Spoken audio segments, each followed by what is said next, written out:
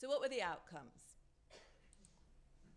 Some baseline characteristics for the cohort analysis. The median age was 36.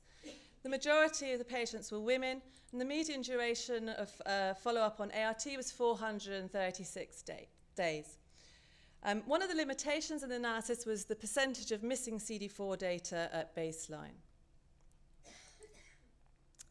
So the outcomes. So for our project in Zimbabwe, there was a mortality rate of 4.8 per 100 person years and a loss to follow-up rate of 7.8 per 100 person years.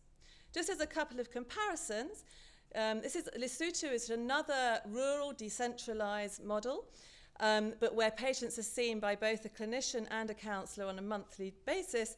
Mortality and loss to follow-up was slightly higher. And then in Zimbabwe, again, mortality lower than a multicentric study performed by the IDA group at sites across sub-Saharan Africa. Then finally, to look at the impact of the political and economic instability. And what we see is in the first 3 to 12 months, a significant increased risk of loss to follow-up, particularly in the first 3 to 6 months on antiretroviral therapy, most likely due to kind of forced migration and the increased costs of transport for patients to reach the clinic. Conversely, when we look at decentralization, there is a significantly decreased risk of loss to follow-up, extending up to 24 months on antiretroviral therapy. So what could we have done better? Well, MSF has actually gathered quite a lot of experience of providing antiretroviral therapy in conflict and unstable settings. There's this example from Bukavu in Congo, and also some experience in Myanmar during the political uprisings in 2007. So I've just listed here some of the things that potentially we could have done during that period of economic and political instability. Firstly, it's to provide information on the contacts of ART sites within the province, and also to think about kind of the roadmap should the patients have to leave Zimbabwe. And there's an extensive roadmap of the ART sites in South Africa that could have been given.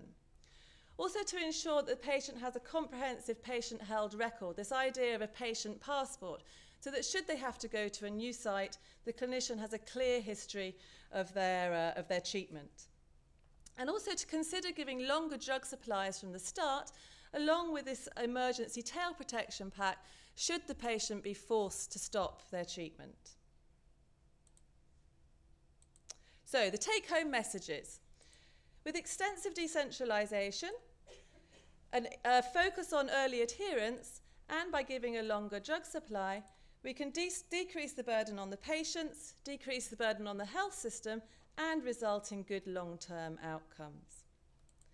And finally, with the run-up to the next elections in Zimbabwe, the most important thing for me is that we learn from this data and make sure the team on the ground implements some of those simple interventions I've just described to make sure the patients keep taking their treatment. So a big thank you to all the patients in Bwera.